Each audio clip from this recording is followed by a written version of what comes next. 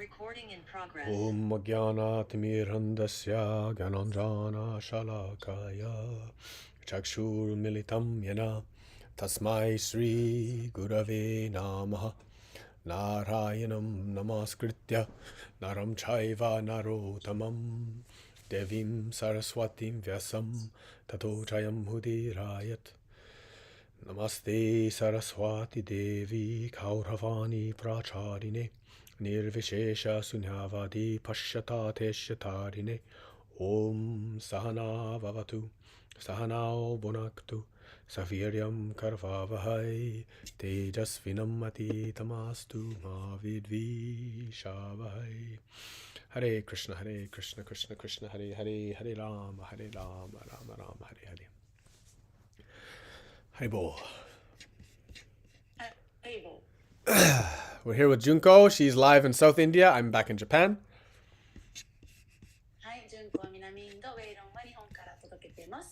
Junko is in the middle of her panchakarma. Purification, fasting, highly restrictive diet, minimal activity except for this class, I guess.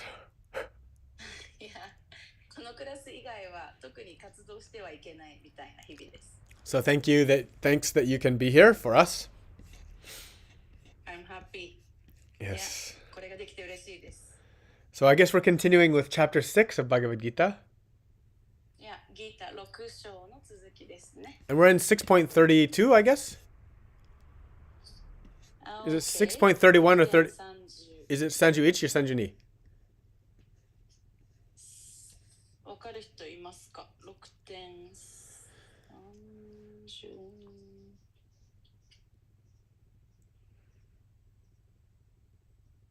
完全な容疑. Yeah, we read the 32. No? We read 32? And then we also read, didn't we read 33? Arjuna said, the yoga you told me is impossible, I cannot do. And then yes. Yeah. True, we did. And we read the 34, which okay, so we didn't control the mind is like controlling wind. We didn't do 34 actually. We left. Really? Yes, we read only the first statement from Arjuna. So let's do the second one. Okay. じゃあ今日は34からです。Rukten Sanjayang, yes, 6.34. Chanchalam hi mana Krishna pramati palavadridam tasyaham nigraham manye vayuriva suduskaram. Chanchalam hi mana Krishna pramati palavadridam tasyaham nigraham manye vayuriva suduskaram. The mind is restless, turbulent, obstinate, and very strong, O Krishna, and to subdue it, I think, is more difficult than controlling the wind. 心は絶えず揺れ動き、荒れ狂い、そして実に顔面です。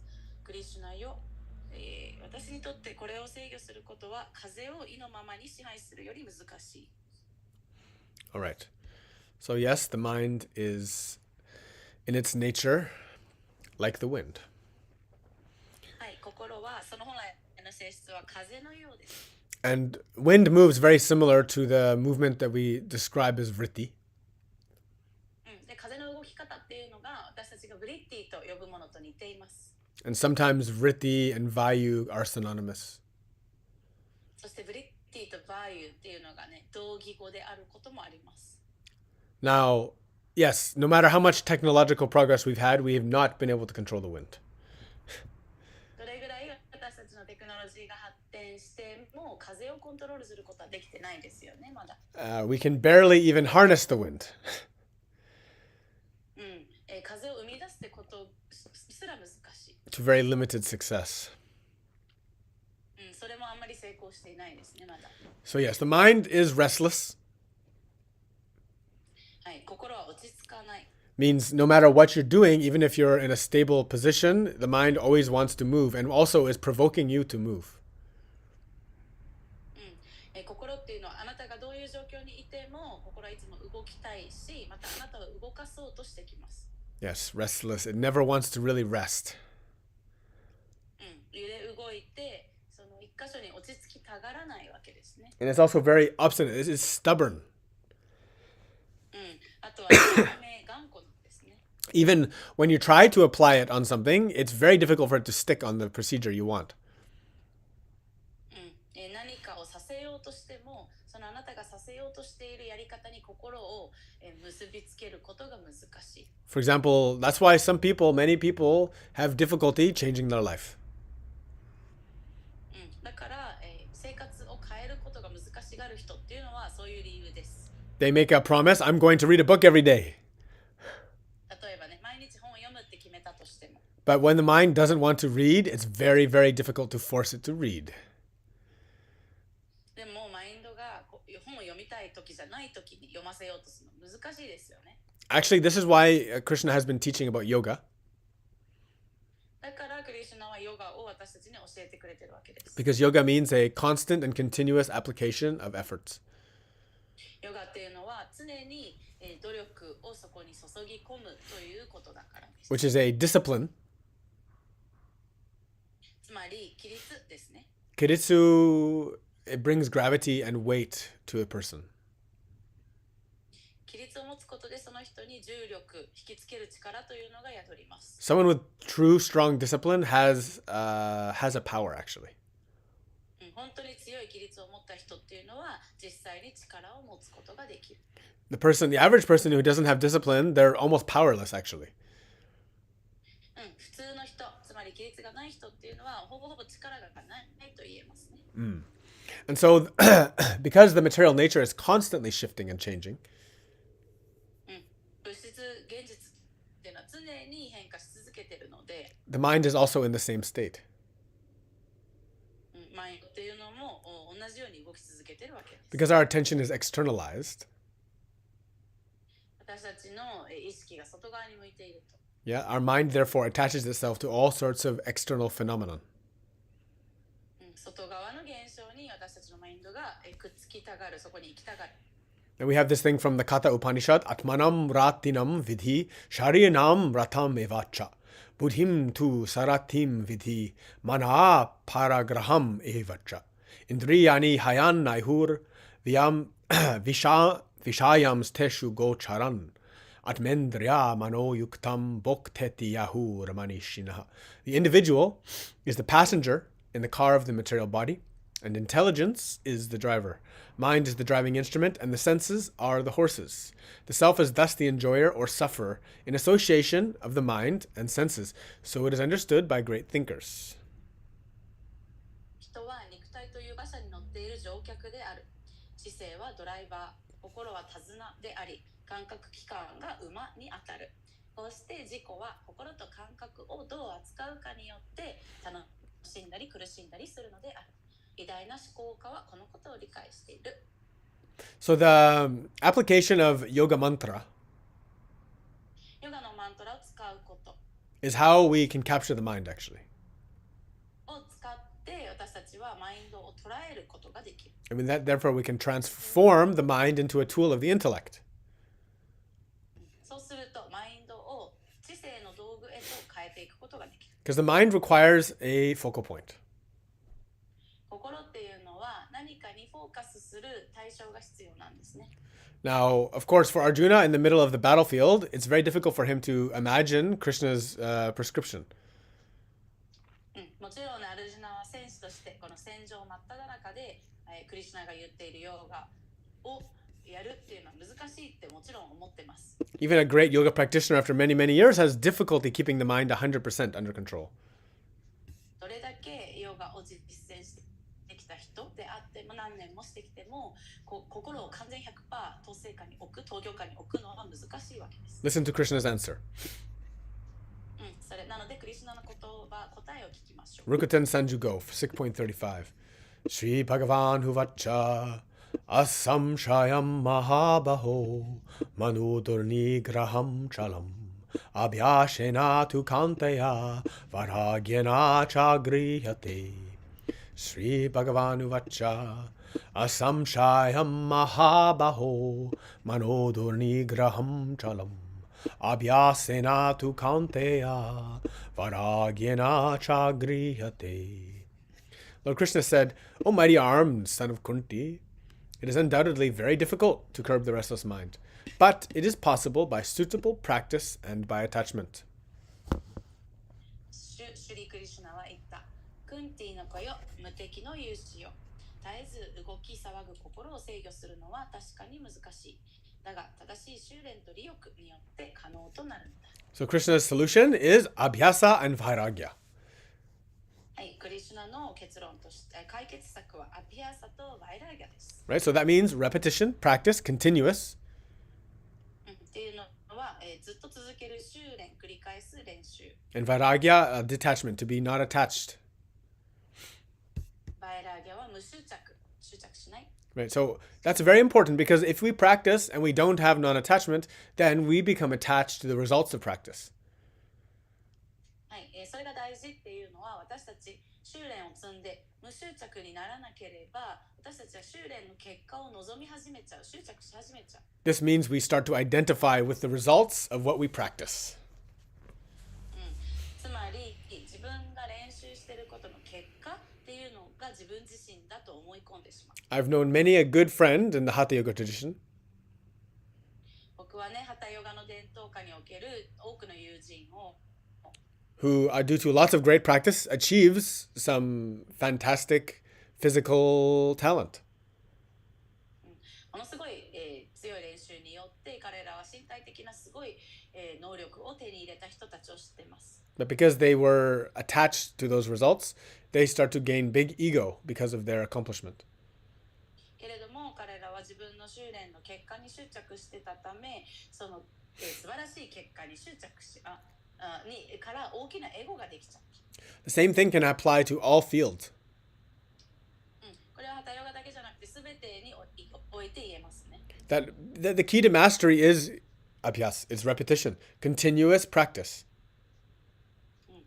何かをマスターするならば必ず繰り返す修練が必要。So you become a master of making money.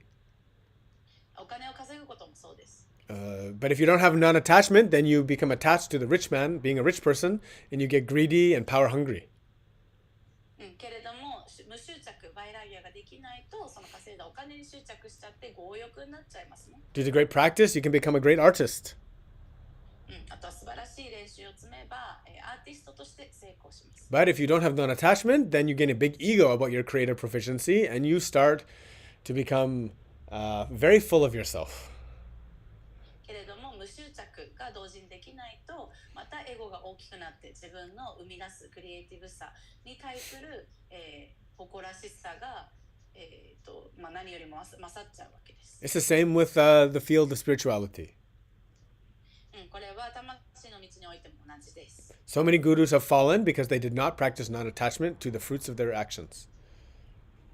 多くのグルっていうのが、落ちていった理由は彼らの修練の結果に対する無執着ができなかった。Yes. So we have to always remember that repetition is very, very important, but you have to always offer those fruits to Krishna. Give it to Krishna. なので私たちは繰り返し修練することがものすごく大事。そしてそこから得られる結果っていうのも全てクリシュナに捧げないといけないと思い出していないといけない。That's the ultimate non-attachment. それが究極の無執着。Is to offer up everything. っていうのはもう全てを捧げちゃうこと。Because if we don't have that constant attitude of giving and offering the great things that we achieve, then we start to not only identify with those achievements, but we become greedy for them, and we also become, stingy, cheap. We hoard them and hold them and use them as a weapon. で、私たちはその素晴らしいものを与える、捧げるっていうのを常にやらなければならないっていう自分の立ち位置を忘れてしまうと、どんどん自分のものに従っていってそこでケチになっていってまた欲も増していってそして、自分のもの全てにしがみついている状態でこれを使って今度自分はこんだけ持っているこんだけできるっていう人だと思い込んでそれを武器にし始める。So the more we, like as Prabhupada says, the more we increase our activities that are in the mood, with the goal of devotion.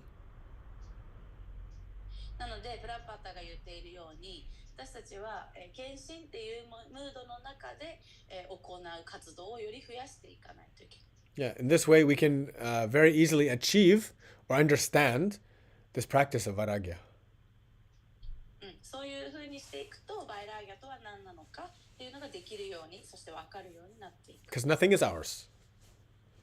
何一つ私たちのものっていうのはない。Everything is Krishna's. すべてクリシュナのものなの。Everything becomes a method of devotion to the super soul, as mentioned in previous shloka.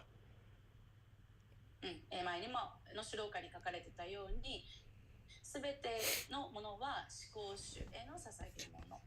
Yeah, so just remember, that's the two most important things of this part. Krishna's teaching, those two very, very important wings to success.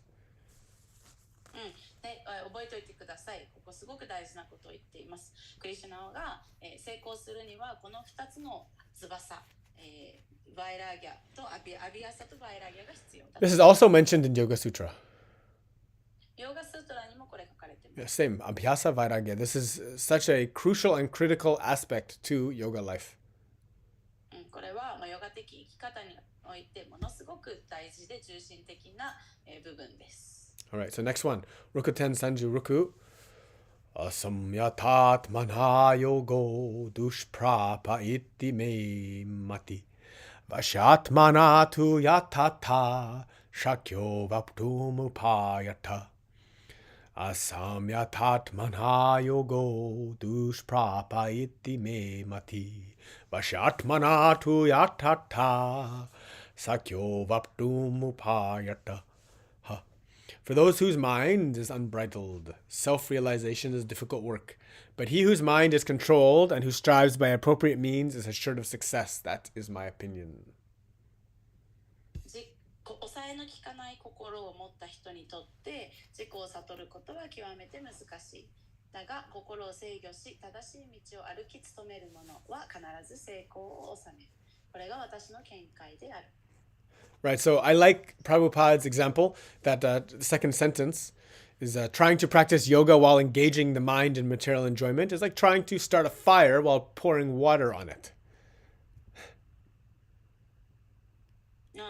OK。そう、プラパタの解説がいいですね。物質的な楽しみに心を置きつつヨガをしようとすることは水をかけながら火を起こそうとするようなものである。Yes. It's like an opposing force working against itself. Right? はい、反対の力がお互いに、働き合おうとしているって感じですね。It would be like doing physical fitness, but then afterwards, every time eating big, like a large pizza to yourself. っていうのは、じゃあ運動をしっかりした後に大きなピザを自分だけで食べるみたいな感じですね。Right? You're doing physical fitness, nice, but then you're counteracting all that work. はい、素晴らしい運動をしたのに、それが全部水の泡になるようなことをする。Yeah. At least they're moving. They're doing fitness. Yes. At least they're moving, but even better, move and eat better. Yeah. 運動してないよりマシじゃんって言ったんだけど、でも運動してよりいいものを食べた方がいいですよね。Right? So it comes down to really understanding what is the goal. 何がゴールなのか目的なのかを理解しないといけないわけです。Yeah. So because if you do like this, if you are enjoying everything and then doing yoga and enjoying everything and doing yoga, then that's nice. At least you're doing yoga, but it's better that you just go and enjoy the world. Forget about the yoga. Because then it'll make you want to do yoga.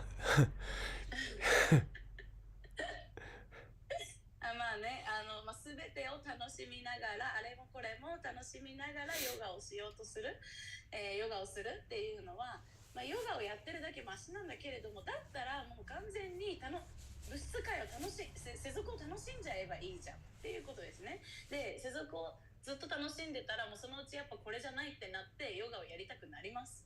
Yeah, we have to understand the emphasis of our practice. So, it's like I'm walking to Tokyo and then walking back home. Every day, half the day, I walk towards my destination, and then the last half of the day, I walk back home. In this way, I don't get anywhere. まあそれはね、例えば僕が東京に向かってるのに、歩いて東京に向かってるのに、一日の半分を東京に向かって歩くことに費やして、で残りの半分を、反対向き、自分の家に向かって歩いてる。つまりどこにもたどり着いてないっていう感じです。So that's why when you have a feeling in your heart to move and act, you have to do so. Do it. 自分のハートの中で動きたい、やりたい、行動したいっていうフィーリングがあったら、もちろんその行為をしてください。We shouldn't hesitate about what we know is right. 私たちが何が正しいって分かっていることに対して恥ずかしがったり遠慮したりする必要はない。Why? Because life, it moves quickly. っていうのは、人生っていうのはもうすぐに去ってしまいます。A lot of people spend their life waiting. 多くの人は人生を待つことに時間を費やしている。You should not do so. いや、しない方がいいです。What are you waiting for? 何を待っているの？ There's nothing to wait for. 待つべきものは何もないです。Just waiting for the end. 終わることを待ってるだけになっちゃう。Right. So that's why when you decide what is my goal, なので自分のゴールは何かと決めたら、commit to it. それにもうコミットする覚悟してその道歩んでください。Put everything towards that. すべてをそこに向けてください。Without hesitation. 遠慮しない。Yes. So for us in the yoga path, our goal is Krishna. ヨガの道ではゴールはクリシュナです。So we should dedicate to that. なのでそれに捧げるべき。Right. So you can do your life. もちろんあなたの人生を生きながら、Do your duties. あなたの義務も果たしながら、But you just do your duties in the context of devotion. けれども義務をやるときに献身という文脈の中で行う。This is what Krishna means by saying the mind is controlled. So we're not letting the mind go back. When we've committed, we've committed. 心を抑制しながらするっていうことは、心をもう行きたい方向じゃない方向に行かせないということ。And then like we strive by appropriate means we do what is necessary. そしてやるべきこと、必要とされることをやっていく。And then that way Krishna says you will be successful. そしたらクリシュナも言っていますね。必ず成功を収めます。Yes. Very good. Arjuna speaks again. Rukten Sanjunana. Arjuna huvacha ayati shradhayo peto yogachalita monasa amanasa aprapya yoga samsiddhim kam gattim Krishna gacchati. Arjuna huvacha atyatiha shradhayo peto yogachalita manasa aprapya yoga samsiddhim kam gattim Krishna gacchati. Arjuna said, "O Krishna, what is the destination of the unsuccessful transcendentalist, who in the beginning takes to the process of self-realization with faith, but who later desists due to worldly mindedness, and thus does not attain perfection in mysticism?" アルジュナは言った。クリシュナよ、信念を持って自己を悟る道を歩み始めたものの、俗的な心に負けて神秘的ヨガを完成できなかった超越主義者にはいかなる運命が待ち受けているのでしょうか。Right, so what happens if I try it, but give up? つまり私がトライしてみたけど諦めちゃったらどうなるんですか？ Yes. Let's find out the answer. Oh, Arjuna has a second point. アルジュナもう一つ言っています。Rukuten Sanjuhachi. OK。Kachin no bhaya viprashtas chinha brahmiva nashyati apratishto mahabaho vimudho brahmanapati Kachinopaya viprashtash china brahmiva nashyati apratishto mahabaho vimudho brahmanapati. O mighty arm Krishna, does not such a man who is bewildered from the path of transcendence fall away from both spiritual and material success and perish like a riven cloud with no position in any sphere? 無敵のクリシュナよ、超越者への道を踏み外した者は精神的にも物質的にも成功を収められず、身の置き場をなくしてちぎれ雲のように消えてしまうのでしょうか。 Right? So I tried it and I didn't do it, so that means I don't get anything. 試してみたけど、いやでもやんなかった。つまり何一つ得られなかった。 Right? っていうことですよ。 Is this what happens? そういうこと？もうそういう結果なの？ We want to reach our goal, 私たちゴールにたどり着きたいと思って。 right? But in this life, you can't do both. けど今世でね、どっちも手に入れるってことできないわけです。 The transcendental goal runs contrary to the goal of materialism. 超越的なゴールっていうのは物質主義にはそぐわないわけです。 You can't do both. 両方できない。 Now, please don't misunderstand. けど誤解しないでください。 Somebody has a duty which is very materially demanding. 人によっては物質的にものすごくやんなきゃいけないことが多いという義務がある生まれの人もいます。 Right? So, for example, there were many kings who were great yogis. 例えばね、素晴らしい世にはたくさんの王様たちで同時に素晴らしいヨギだった人たちもいます。 Means they lived a fully spiritual life, but they were in a very materially opulent position. っていうのは彼らの超越性がものすごい高かった。だけれども物質的にはものすごく豊かな暮らしであった。 So if it's according to your dharma, your duty, to be in a materially opulent position, that doesn't mean you cannot be a yogi.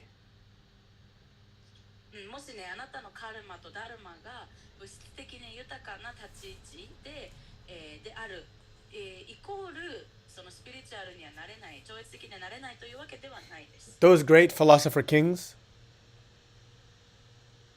はい、素晴らしい哲学的な王様たち。 they used all of their material opulence in service to the Lord. は彼らの持っているすべての豊かさを神への奉仕に使いました。 Yes. Okay? And so even a very, very poor person who has material nothing, almost nothing, they can be completely attached to their material position. 同時に物質的に貧しく何も持っていないような人でも物質的なものに対するものすごく執着があるっていうこともありえますよね。 Those masters of transcendental reality are beyond what we can see with our eyes. この超越的な現実のマスターっていうのは私たちのこの2つの目で見ても分かんないわけです。 In fact, that's the arena of the ignorant to judge everyone based on their material position. 彼らの物質的な立ち位置で人を判断してしまうのは私たちの無知から来るものですよね。 Right? So and that's actually a symptom of Kali Yuga. カリユガっていう、カリユガではそうなっちゃいます。 Right? In Kali Yuga, they look at the rich people, they think, oh, they're great. カリユガだとね、リッチな人を見ると、彼らが素晴らしいって思っちゃう。 And they think the poor people are no good. で、貧しい人は良くない、良くない人だと思っちゃう。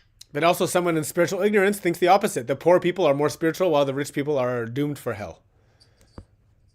なんだけど、その超越的なことをよくわかんない人が、間違えてしまうのは、例えば貧しい人はよりスピリチュアルで、豊かな人は地獄に落ちるって思っちゃう人もいます。 Both are wrong. 両方間違ってるわけです。 The truth is much different than both. 真実っていうのはこういったことから離れています。 Arjuna completes his statement. アジュナがここで、完成させます。 Rukten Sanju Q.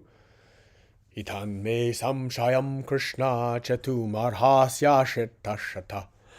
Tvadanya samshayasyasya cheta nahi upapadyate. Itan me samshayam Krishna chatu marhasya shetashata. Tvaranya samsayasyasya chetana hyupapadyate.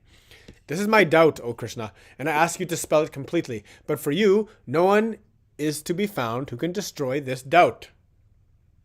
クリシュナよ、これが私の疑いなのです。どうか完全に取り去ってください。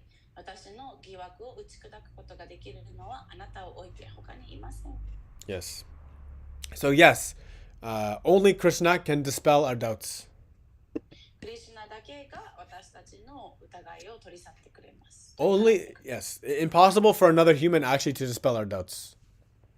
人間が私たちの疑いを取り払うことは不可能です。Even a great guru can only point you to the truth inside yourself. 素晴らしいグルですら、彼らができることはあなたの中にある真実に、あなたを向かせることだけ。Yes. So only the knowledge of God in yourself can truly dispel all of your trouble. なので、あなた自身の中にいる神を知ることでしか、あなたのすべての問題というのは払われない。Lucky for Arjuna, his best friend is God. アルジュナはラッキーですね。彼の親友が神だ。Also, we're in that same position. 私たちも同じ状況です。Our best friend is also God. 私たちの親友も神です。Yeah, the only difference is he gets to see God with his eyes. アルジュナと私たちの違いは、アルジュナの目の前に神がいるっていう感じ。And we choose not to see because we're looking at something else. 私たちは同時に他のものを見ようとしてるから、クリシュナが神が見えない。Krishna answers, Rukten Yongju 6.40. Sri Bhagavan Uvacha Parthanai Vihanamutra Vinashastasya Vidyate Nahi Kalayane Krit Kashchid Durgatim Tata Gachati. Sri Bhagavan Uvacha Parthanai Vihanamutra Vinashastasya Vidyate Nahi Kalyana Krit Kashchid Durgatim Tata Gachati. The Supreme Personality of Godhead Sri Krishna said, O son of Pritha, a transcendentalist engaged in auspicious activities does not meet with destruction either in this world or in the spiritual world. One who does good, my friend, is never overcome by evil. 思考人格心は答える。プリターの子よ。真理を求めてめでたき行いをした人々は、この世でも精神世界でも破滅することはない。友よ、善をなした者は決して悪道に落ちることはないのだ。Yes. If you're always engaged in service of the Lord, you're always doing good. 常に主への奉仕に従事している人は、もう常に、いいことをしてるっていうことです。Srimad Bhagavatam. Tyaktva dharmam charana bhujam harir bhajan apakvo tapatit tato yadi yatra kvaya vabhadram abhud amushyakim kovarta apto bhajatam svadharmata. If someone gives up all material prospects and takes complete shelter of the Supreme Personality of Godhead Sri Krishna, there is no loss or degradation in any way. On the other hand, a non-devotee may fully engage in his occupational duties and yet not gain anything. 物質的なものを期待せず、思考人格心に完全に身を委ねる人は何も失うことがなく、またいかなる意味でも堕落することがない。一方、献身者でない人は自分の職務に全力を使い果たしたとしても、実際には何も得てはいない。So you should give up the activities that are not spiritual. なので、超越的ではない行為というやり方を手放さないといけない。So it means you have to minimize your life. つまり、自分の人生をよりミニマムにしていく必要があります。Now, if you're a mother or father, でもあなたがね、父親、母親なのであれば、this is your dharmic duty, this is your spiritual practice. あなたのダルマがそれでもあるので、父親、母親をすることもあなたのスピリチュアルプラクティスに。You have to minimize your life according to your essential dharma.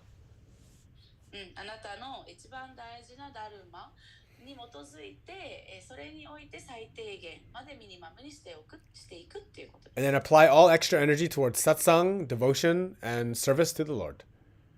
そしてその他で残ったエネルギーというのはすべてサットサンガや献身奉仕、神への献身奉仕に捧げていくべきです。So this doesn't happen all at once. これはね、一瞬で起こることではない。It has to be done in a gradual process for most of us. ほとんどの人にとってはこれちょっとずつそうなっていくものですね。Yeah, so it's a gradual process of purification, これは浄化っていう時間のかかるプロセスです。which is the process of moving from the shelter of material occupations towards the shelter of Krishna. 物質や、職業っていうものによりどころを求めていたところからクリシュナによりどころを求めていくっていうプロセスです。So it's like when you move your house. 家を引っ越しするのと同じで。If you move your house properly, then you're packing, and then you say, oh, I don't need this, I don't need this. You start throwing out the non-essentials. 引っ越しするときっていうのは荷造りしながら本当に必要なもの以外っていうのを断捨離していきますよね。And moving from the shelter of materialism to the shelter of Krishna, just like moving a house, it does not happen instantaneously. 物質主義に求めていたよりどころ、安心安全っていうのをクリシュナに求めていくという変化のプロセスは本当引っ越しと同じように一瞬では起きないわけです。Right? Everybody knows if you're moving a house, it can take a long time actually. みんな分かってる通り引っ越してめっちゃ時間かかるよね。Even when you've moved into the new house, you still have to unpack and get everything in order. 新しい家に引っ越してからもまた、荷物を開けて全てを整えてって時間かかる。And then throughout the whole process, there is a whole extended process of letting go of things and acquiring new things, which means getting rid of old harmful habits, taking on new beneficial habits. そしてその引っ越しっていうプロセスには本当にもう必要のないものっていうのを手放していって、そして、今の自分に役に立つ必要なものを習慣を手に入れていくっていう風にもなります。And so the goal for us is to take total, complete shelter with Krishna. で最終ゴールは完全にクリシュナの拠り所に、クリシュナだけに委ねるっていうこと。So that starts with Vaida Bhakti. It means you need regulation. それには規律が必要である。It means you need to control yourself through the self-regulative principles. ちゃんと規定原則とかに従って自分をコントロールしないといけない。Right? Yamas niyamas. 山に山とか Four regulative principles. 4つの行動原則とか。In this way, you start to change your life. You're no longer depending on materialism, on desire, on ego, on all those things which ultimately are not beneficial for your own spiritual upliftment. そういうふうに規律に従って生きていくと、だんだんもう今まで物質界によりどころを求めて安心安全委ねていたのを、どんどんそれがなくなっていって、つまり自分のエゴとか欲望とかにも、求めなくなっていってっていうのはエゴとか欲望に従った行動っていうのはあなたの超越的な理解を助けてくれないからです。So Krishna is calling these activities kalanya krit. They are kicho. でクリシュナはこうやって、ちゃんと善をなしているっていう活動のめでたき行いをしていることをカランニャクリッツと言って吉祥だと言っています。Activities which are auspicious. Yes. 吉祥な活動。Yeah, and those are the ones we want. こういった吉祥な活動を私たちはしていきたいわけです。So it's very simple actually. それすごいシンプルです。Even at the end of every day, 一日の最後に、you can think about how the day was. 今日の一日がどうだったか考えてみる。What things did I do were awesome and auspicious? Which things were questionable? 自分が今日行ったことのどんなことが、素晴らしく吉祥で、または行ったどんなことがちょっと疑問、疑う余地があるのかっていうのを考えてみる。You know, for all of us, those things are very clear actually. If you really just look at yourself, self-reflect. It's a natural process. 本当に正直に自分の行動を振り返ってみると、もう簡単にわかると思います。It's as natural as eating and sleeping. 寝るとか食べると同じぐらいすぐにわかること。You can look at yourself and say, ah, yes, that one, not good. I have to stop that. 自分自身を見て、あれは良くなかったな、あれはやめないとな。And so remember, how do we stop things? じゃあどうやって私たちやめられるの？ You can't just stop. It doesn't work. ただやめるっていうのは不可能なんです。The only way is to add new auspicious and good activities on top.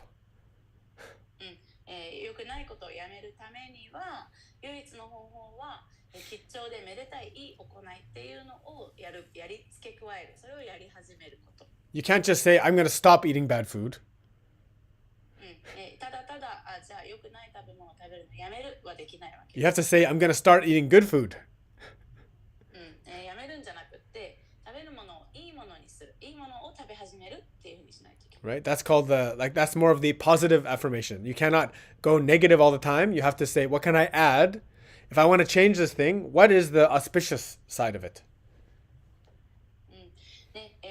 ポジティブアファーメーションとも言うよね。すべてやめるっていうふうには人間の心はそう働かないわけで、逆にこれをし始める、いいこと、ポジティブなことをし始める。だから例えばタバコを吸うの代わりにできる、じゃあそれを代替になるいいことって何だろうとかね。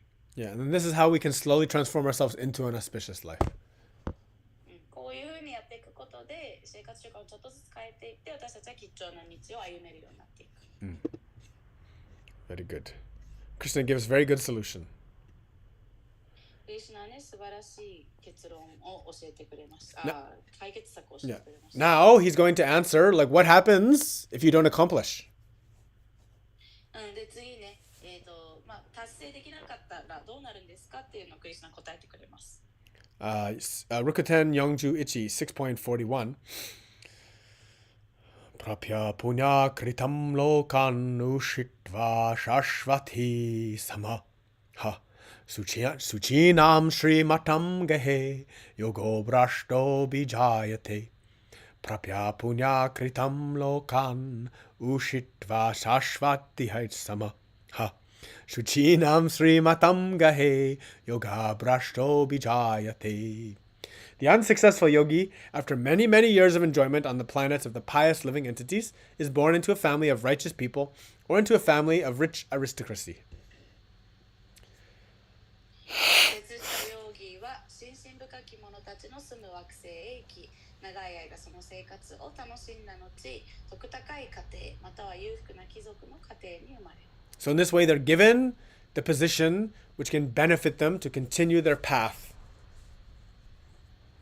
つまり来世でそういう人たちはその道を続けていくのに有利な道が与えられるっていうことです。So all of us, more or less, we've engaged ourselves in spiritual practice. If you're listening, maybe a little, maybe a lot.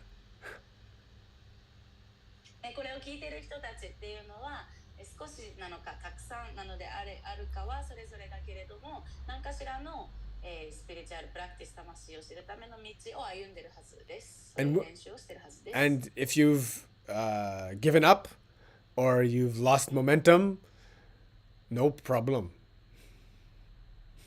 諦めてしまった人、または勢いを失ってしまった人だとしても問題ないです。Well, first of all, of course, you're still alive, means you have a chance. まずね、あなたはまだ生きているので、まだチャンスはあります。As long as you breathe, you can always make another step on the path. はい、呼吸しているってことはこの道においてまだ一歩歩めるってことですよ。Even if your material legs don't work, your heart can still make the journey for you. あなたの物質的な足が動かなくなっても、あなたのハートっていうのがこの旅を歩めます。But if this life ends before you reach your transcendental goal, でもね、あなたの超越的なゴールにたどり着く前に今世が終わっちゃったとしても、 after some time enjoying the good karmas in the celestial planets, 心身深き者たちの住む惑星でいい神を楽しんだ後、 you'll be given a position again on some earth planets to continue your spiritual education. また、この地上でのどこかで、豊かなところで生まれ直してあなたの魂の教育をやり直すというか続ける、一時停止したところから続けることができます。 Right? Maybe, I know, family of yogis. ヨギの家族に生まれるかもしれない。 So you start already eating prasadam. だから生まれた時からプラサーダムを食べ始める。 You start already from young age praying and meditating. もうちっちゃい頃からお祈りとか瞑想を始めてるとか。 Already engaged in auspicious activities. すでに吉祥な活動をやるようにちっちゃい頃から。 Or you're given a material position in which you can do these practices. または So this way, it's very nice. Krishna is guaranteeing that actually all progress on spiritual path is not lost. なのでね、クリシュナは保証してくれます。この道においての進歩っていうのは失われないよと。So we hope that we don't need to be reincarnated in another family, actually. 私たちが望むのは、もう次の違う家庭に生まれ変わらない方が、生まれ変わらずに済めばいいですよね。Actually, as long as we're alive, we have the chance to reach the shade and shelter of Krishna. 私たち生きてる限り、クリシュナの木陰にたどり着くチャンスはあります。So most of us are young enough, fit enough, smart enough. はい、ここにいる私たち、ほとんどのみんなが、もう十分元気はあるし、動けるし、または賢い、十分な賢さを持っています。Yeah, we're already given a good position, actually. すでに素晴らしい立ち位置をいただいているわけですね。It is possible. なので可能だということで。You have to know that in your heart. ハートであなたがそれを分かってないといけない。That the transcendental goal is achievable while you live. あなたが生きている間にこの超越的なゴールはたどり着くことが可能だっていうこと。Yeah, if you really believe that and know that, it will be yours. 本当にそれを信じて、それを分かることができれば、そのゴールはあなたの。You have to have faith and trust in Krishna's guidance. それを信じて、クリシュナの教えてくれることも信じて従わないといけない。That as previously in the previous slokas, he said he's in the super soul. We have to have faith in that super soul. Know that the God that's in everything and in all beings is also inside of me. クリシュナはスーパーソウルだって言いましたね。つまりすべての魂の中に、宿っているっていうことで、すべての中に宿ってる、つまり自分自身の中にもクリシュナが宿ってるんだってことを信じないといけない。Yes, and it is within my capacity and capability in this life to know him. そして今世で彼を知るっていうことは私のもう許容範囲内だっていうことを信じて知らないといけない。That nobody, no matter what you've done, where you've been, is excluded from this or barred. で、あなたが今まで何をしてきたかっていうことは本当に関係なく、誰一人このゴールにたどり着けない人はいないんだっていう。That the door is open for those who are sincere seekers. 誠実で真剣な探求者には必ずドアは開かれている。And becoming a sincere seeker, it just takes one moment. そして誠実真剣な探求者になるためには一瞬でなれます。Right? In one moment, you can transform your whole life. 一瞬であなたの人生すべてを変えることができるわけです。You don't need special talent, special intelligence, special beauty, special wealth, or anything. 特別な才能とか美しさとか能力とか富が必要じゃない。Just need your heart to point in that direction. ただただあなたのハートがそっちの方向に向くだけで十分。And so you take one step towards Krishna, he'll take a million steps towards you. あなたがクリシュナの方へ一歩踏み出すと、クリシュナは何万歩もあなたに近づいていってくれます。Hari bol, hari bol. ハリボー。Hari bol, hari bol. Very good. Good one? Yeah. Whoa, we have shaky connection. We're going to do one more, maybe. Okay. Amrita Lila has come back. Rukuten Yongju-san, 6.43. Tatra tambudhi samyogam labhate paurvadehikam yatate chatato bhuhya samshidha kuru nandana. Tatra tambudhi samyogam labhate paurvadehikam yatate chatato bhuhya samshidha kuru nandana. On taking such a birth, he revives the divine consciousness of his previous life. And he again tries to make further progress in order to achieve complete success, O son of Kuru. You skipped 42. I did? Yeah. Ah, yes, sorry, Shimasen. 6.42, Rukuten Yongju ni. I don't know how that happened. Atava yoginam eva kule bhavate dimmatam itadhi durlabhataram lokhe janmaya didrisham. Atava yoginam eva kule bhavate drimatam itadhi durlabhataram lokhe janmaya didrisham. Or if unsuccessful after long practice of yoga, he takes birth in the family of transcendentalists who are surely great in wisdom, certainly such a birth is rare in this world. またはこのもし長いヨガ修行の果てに挫折したのなら、大いなる知識を備えた超越主義者の家庭に生まれる。かかる誕生はこの世では間違いなく非常に稀である。Actually, I already mentioned this in my long monologue. Yeah. もうさっきの僕の解説でこのことをもう話しました。That you'll start automatically practicing. もう生まれた時から練習始まってるしてるように生まれ直すってことです。Right? So, like, for example, that's why many Indians say, oh, I'm lucky to be born in India. なのでインド人はもうインドに生まれてラッキーだと言いますね。Well, we can say that's half true. 半分そうだと言えますかね。Yeah, because if you're lucky to be born in a devotee family and you're trained in the mantras and you're trained in the lifestyle from a very early age, it's easier for you to engage in devotional activity. But even the modern Indians, the young people, are going towards the Westerners. もちろんもしあなたがこんなことに献身者の家庭に生まれて、もう生まれた時から生まれる前からマントラとか献身のアクティビティっていうのをやる家庭で育ったら、もちろんその献身意識、育むこと、がすごく簡単ですよね。けど、現代のインドだとそうではなく逆に西洋化したい人たちっていうのもいるわけです。And so it's nice if you're born in a family of vegetarians already, you never have to eat the meat, means there's no inauspicious eating. However, if the sanskars are arranged in such a way, you might have a more higher temptation to do it. で、もしね、菜食主義者の家庭に生まれて、もう生まれた時からお肉とかを一切食べずに済む、必要な吉兆じゃないサンスカーラを得ずに済むから、ラッキーなんだけれども、もしかしたら生まれた時からベジタリアンだったら、あなたのカルマの仕業によっては逆に大人になって自由を得たら、菜食じゃないものを食べたいっていう誘惑がある人もいます。Right?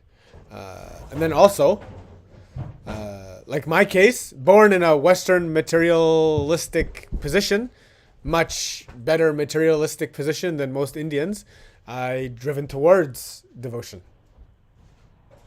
で、または僕みたいな、西洋に生まれて物質主義の中で生まれて、で物質的な、豊かさみたいなので言うと多くのインド人よりも恵まれていた、けれども、僕みたいな人が逆にインドの伝統に惹かれていくこともあります。And so many young Indians, they look at me, they're like, oh, you're so lucky that you can do this. And even though we are born in it, we don't seek it. It's very funny. 多くのインド人はね、僕にこう言います。なんか君はこのインドの伝統のこと、ヨガとかを練習できていいねと。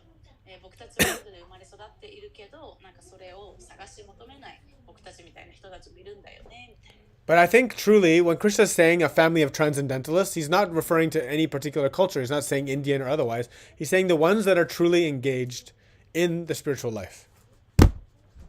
でね、クリシュナが言っている超越主義者の過程っていうのは、特にどの文化とか、クリシュナは規定しているわけではなく、本当にその魂の生き方っていうのに従事している過程っていうことだと思います。Yeah, anyone who's born to such a family, そういう家族に生まれた人は誰であれ、I think impossible for them to go otherwise. そうじゃない道を歩むのは不可能ですよね。Yeah, because if they're truly transcendentalists, もし彼らが本当に超越主義者だったら、then they've been able to raise their children in such a way that once you've tasted this, you don't want anything else.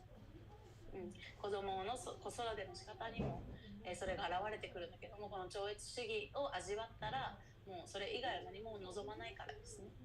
Yeah, so we've all been given pretty good births, I think. 私たちみんなね、いい生まれをもたらされてると思います。If we have the time to sit and listen to Bhagavad Gita, then probably we're in a pretty good position. 今座ってバガバッドギータを聞くことができるのであれば、it's okay.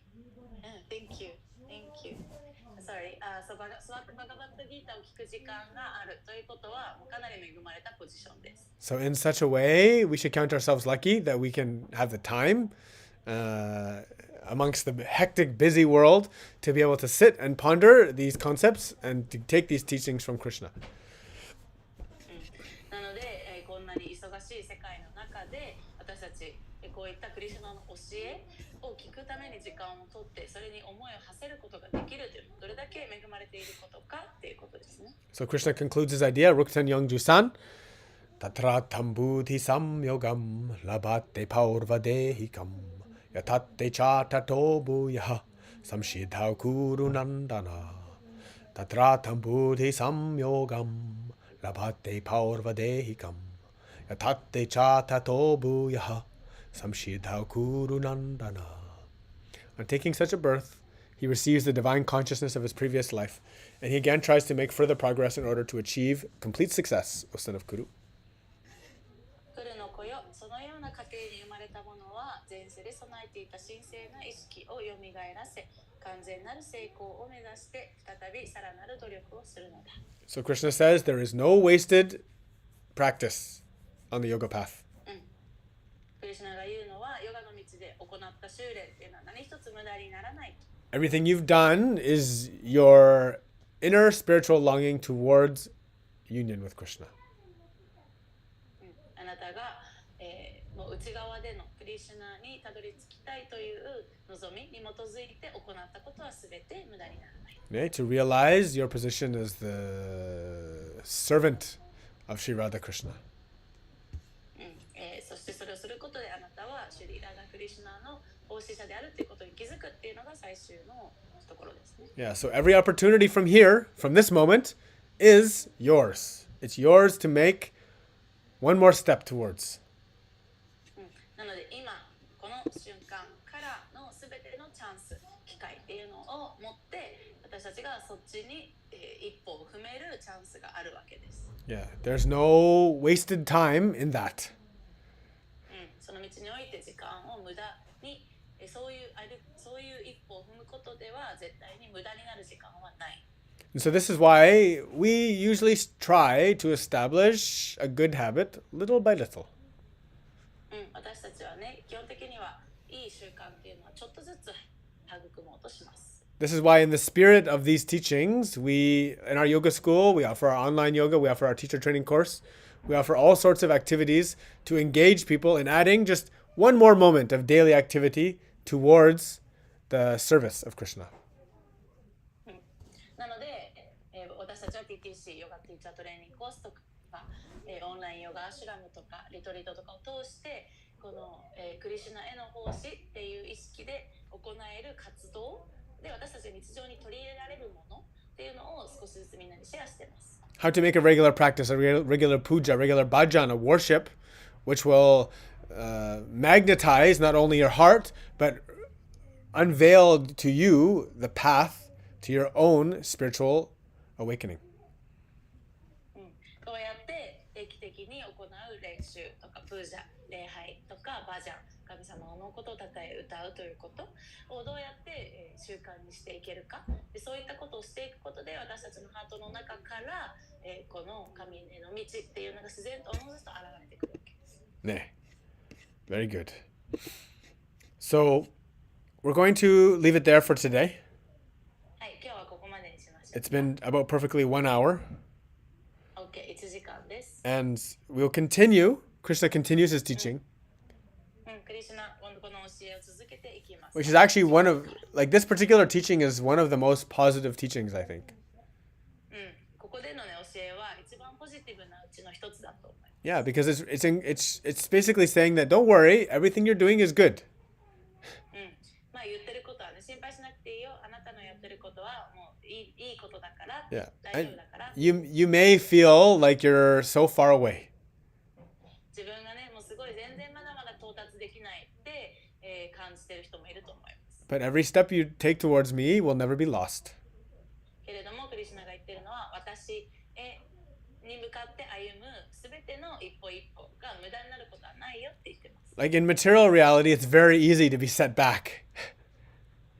物質界だけで見たら、なんかすごい、巻き戻し、なんか振り出しに戻るみたいなこと全然あるよね。Right? Like it's not like you achieve $1,000 in your bank account and you always have $1,000. Your balance will always fluctuate, go down lower than you want, or hopefully go higher. でっていうのは、例えば自分の口座に入った10万円、もうずっと10万円そこにあるわけじゃなくて、簡単にそれがなくなったり、マイナスになったりありますよね。Right? So material reality is always pushing and pulling us all the time. Or like you continuously doing asana practice and your body gets so strong. Yeah. And one day you become sick. Yeah. You cannot eat for 1 week. Yes. And all your muscle is lost. Yes. Happens. So, yeah, happens. So なんか物質界だと本当にこうやって変化していく。だからアーサナ練習もすごい頑張って自分が安定して続けてきて、めっちゃ筋肉つけたのに、ある日病気になって食べれなくなって、もう今までつけた筋肉も全部なくなるとか一瞬で起こりますよね。This has happened to me several times in my 26 years of practice.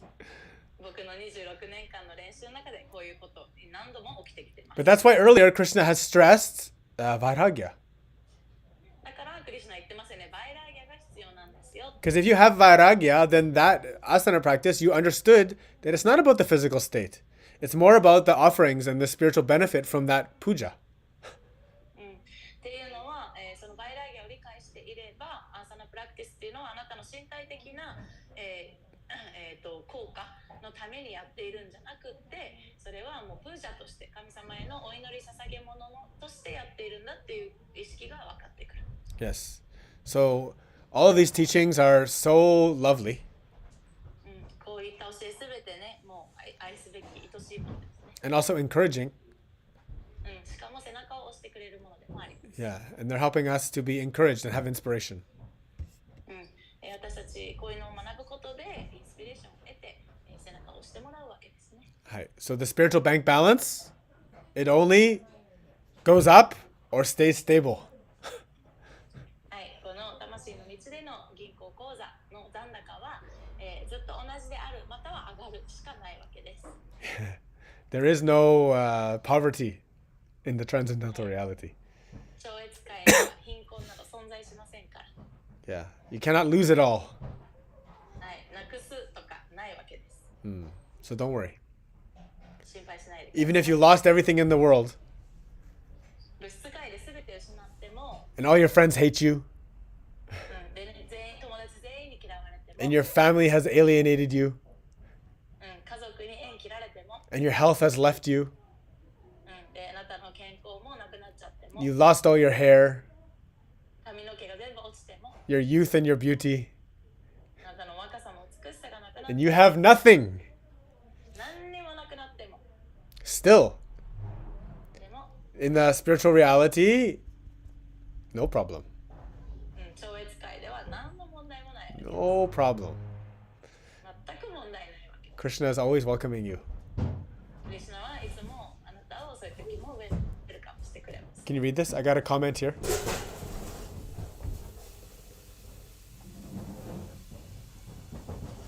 失うものなど何もない。There is nothing to lose. Yes, there's nothing to lose. You know, but in this age of materialism, it looks like everything is lost.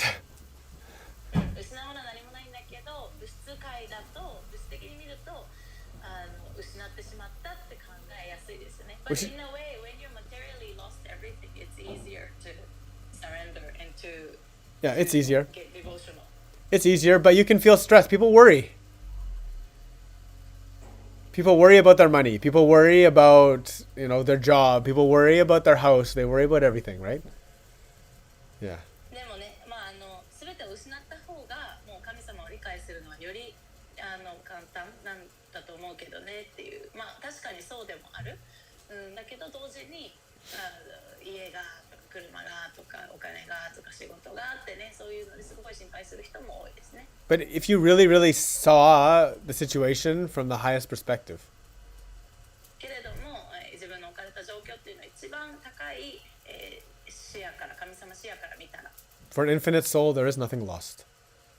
無限な魂のあなたにとって失ったものは何一つないわけ。 And in a sense, that's the truest freedom we can ever have. でそういう状態でいられることがあなたが得られる一番の自由ですよね。And if you really truly live by that, you can really have peace. 本当にあなたがね、その状態で生きれていれば、もうあなたの心の平穏が満たされることはない。That whether things come, whether things go, no problem.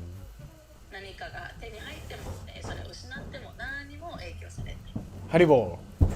ハリボー。 So slowly the children are back and the chaos is coming. So 子供たちが帰ってきてカオスが始まる。 I'll say thank you to everybody. Panchakalpatarubhyacha kripa sindhubhye vachapatittanam pavanebhyo vaishnavebhyo namo namah. Hare Krishna, Krishna Krishna, Hare Rama, Rama Rama, Hare Hare. Thank you. Aishte mas. Everybody.